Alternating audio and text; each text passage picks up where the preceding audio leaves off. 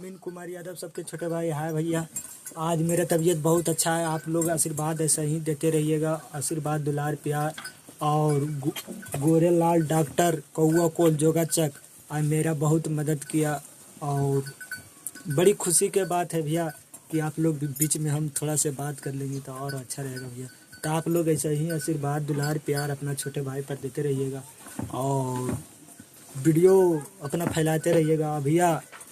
मेरा ये वीडियो कैसा लगेगा तो कमेंट और शेयर ज़रूर कीजिएगा प्लीज़ भैया, और सब्सक्राइब ज़रूर कर लीजिएगा भैया।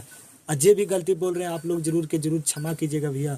और मेरा मदद ऐसी करते रहिएगा भैया कि ताकि छोटे भाई के अमीन कुमार यादव के दिल में दुख ना आवे। आप लोग ऐसा ही आशीर्वाद दुलार प्यार एकदम दिल से दीजिए और दिल से एकदम वीडियो के एकदम फैला दीजिए इन्होंने, और कमेंट एकदम दिल से कर दीजिएगा भैया प्लीज़ भैया।